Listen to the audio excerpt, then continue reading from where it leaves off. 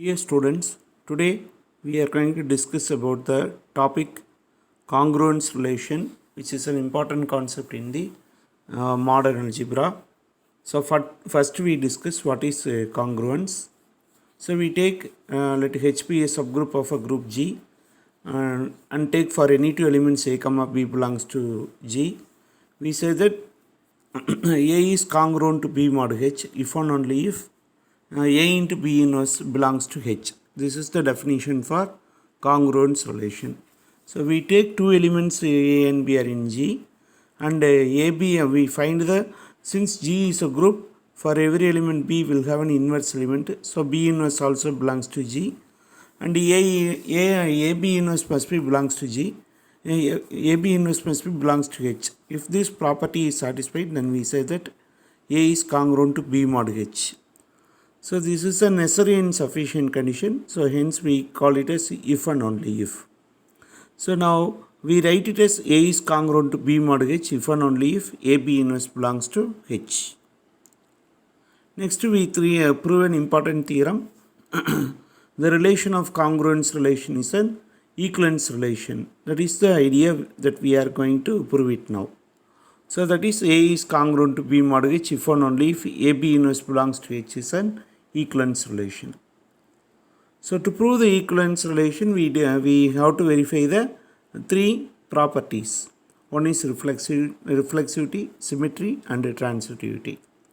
Reflexivity property means the element related to itself, means then it is called as a reflexivity property. Now we take let A be an element of G. Then by our definition of a congruence relation, A into A inverse belongs to H. But we know that in a group, while you are multiplying the element A and its inverse, you will get identity element E. So therefore A into A inverse format, this is equal to identity element E belongs to H. So therefore there exists one element, identity element in H. So therefore H is non-empty.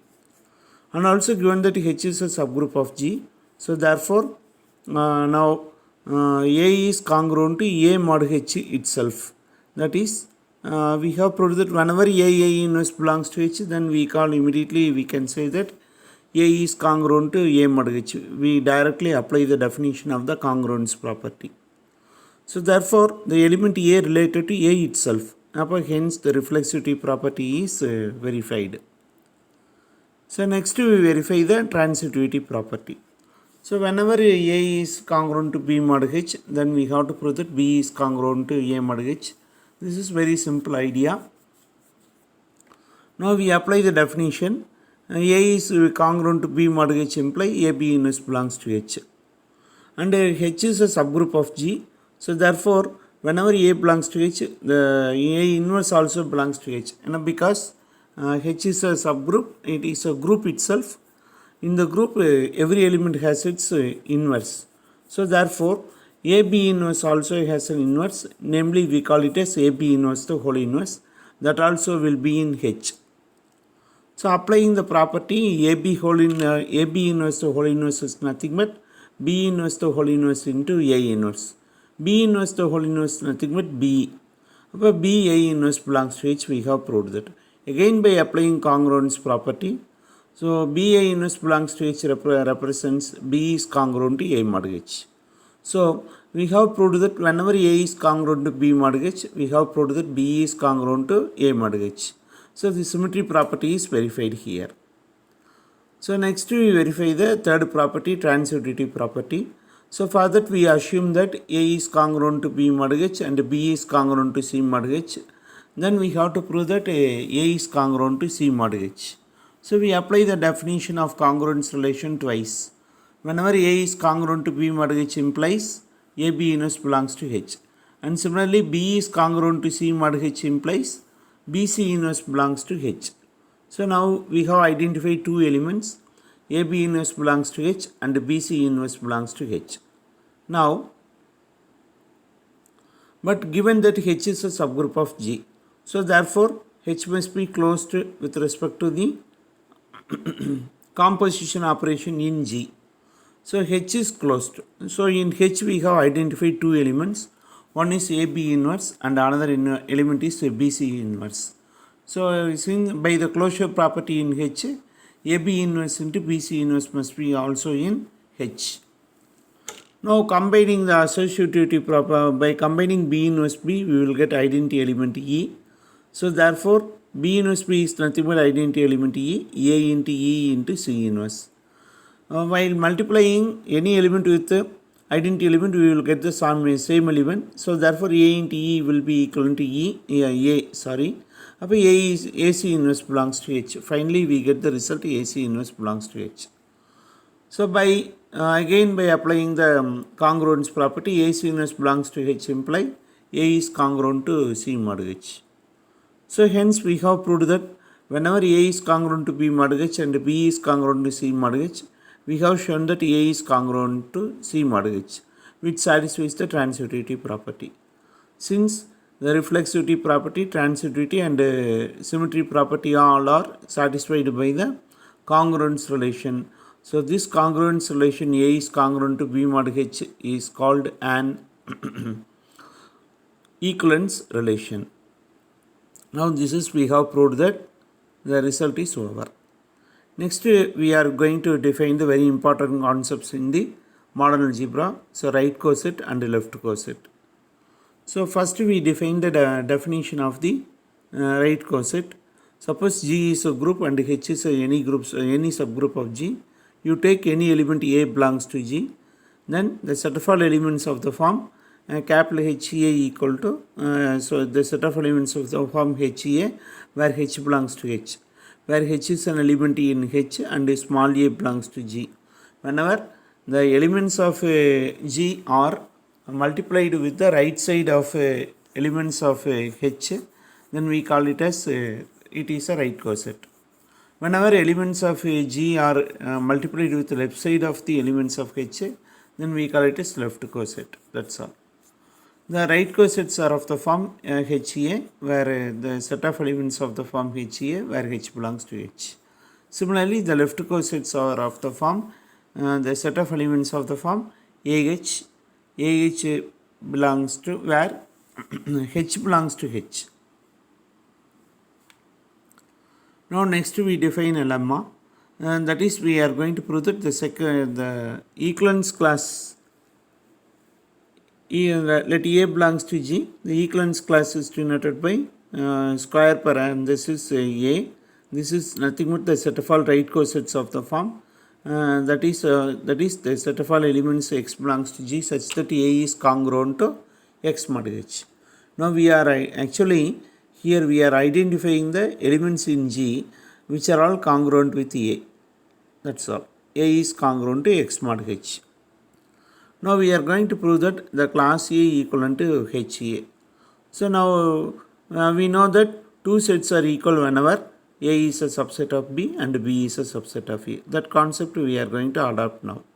That is, equivalence class of A is a subset of right coset of HA, and right coset of HA is a subset of the equivalent class A, equivalence class of A. Now first we assume that if A is a equivalence class corresponding to A belongs to G, then we shall show that class A is equal to HA, and now I have given here. We apply the definition of the equivalence classes. The equivalence class of A is nothing but the set of all X belongs to G such that A is congruent to X mod H.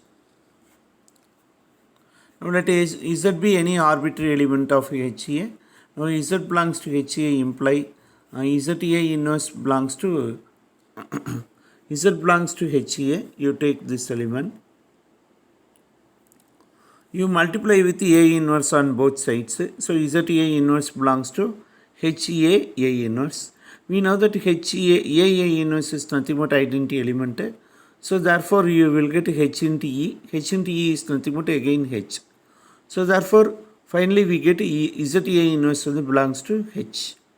So ZA inverse belongs to H imply Z is congruent to A mod H. So by the definition of congruence relation. So by taking the element Z belongs to HA, we get Z belongs to class A. So therefore HA is a subset of the class A, we have proved here. Next we are going to prove that class A is a subset of the HA. So for that we take YB and any arbitrary element of the class A. So therefore what will happen?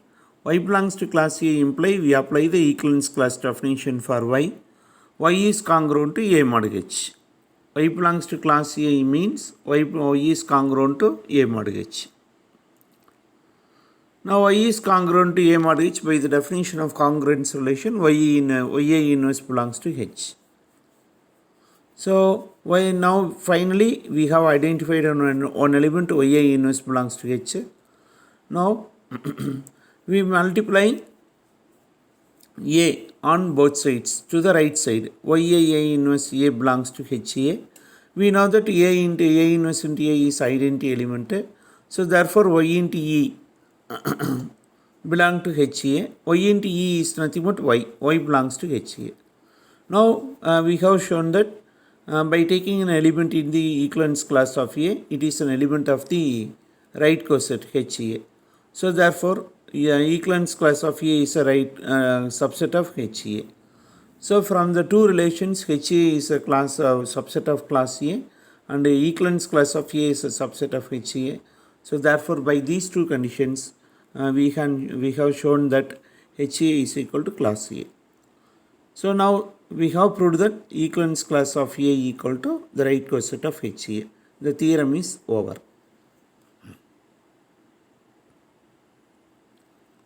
Next we prove an important theorem. If H is a subgroup of G, then there is one-to-one correspondence between the any two right cosets of H in G. So now this is a very important concept.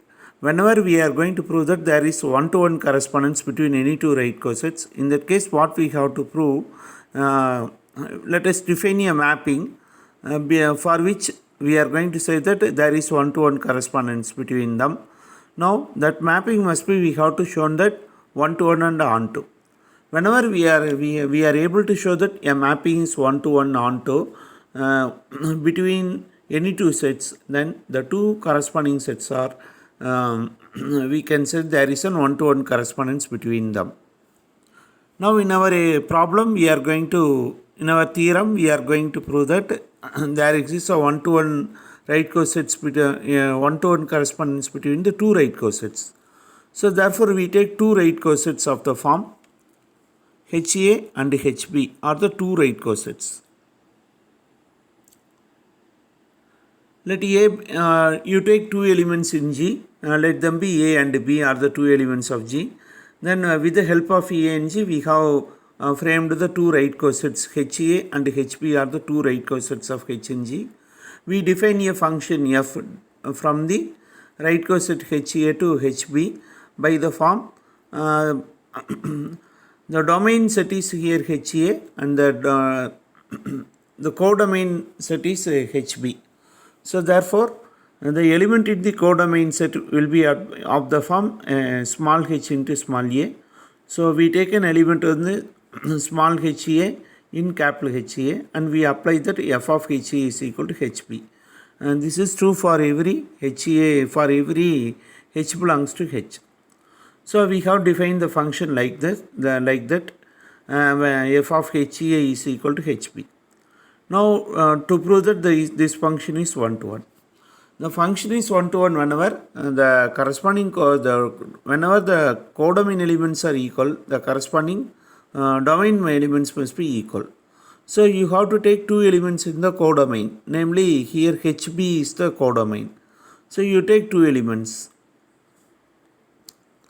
So now you take two elements H1 and H2 belongs to H.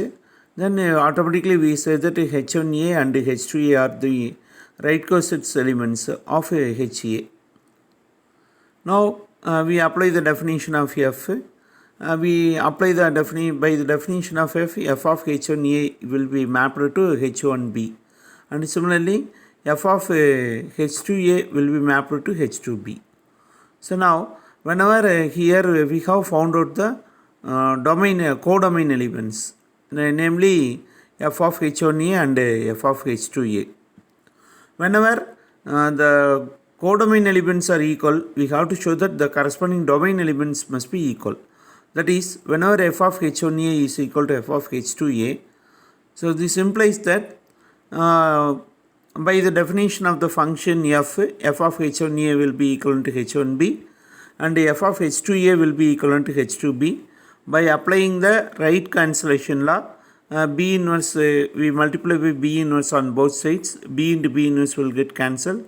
We get finally two elements H1 equal to H2. So now we multiply by the element A of G, so therefore we are on both sides. So you will get H1A equal to H2A. These are all nothing but H1A and H2A are all nothing but the elements of the domain set capital HA.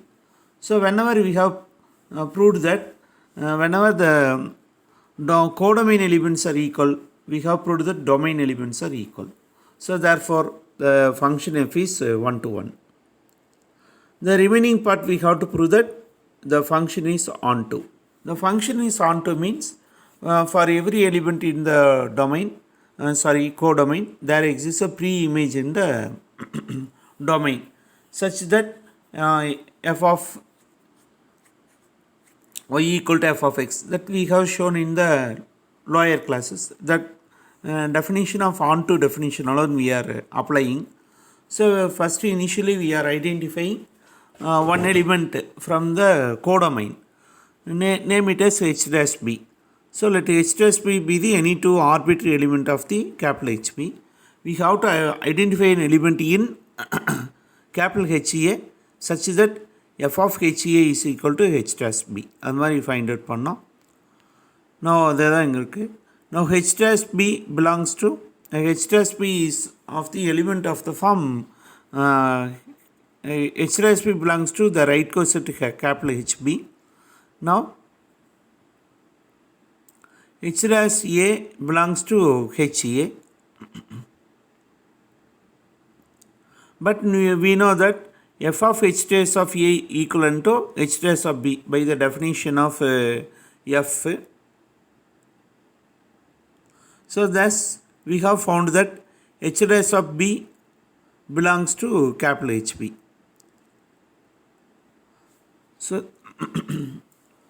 So for any element h dash b belongs to capital HB, there exists an element we have identified h dash a belongs to the domain set HA such that f of h dash of a equal to h dash of b.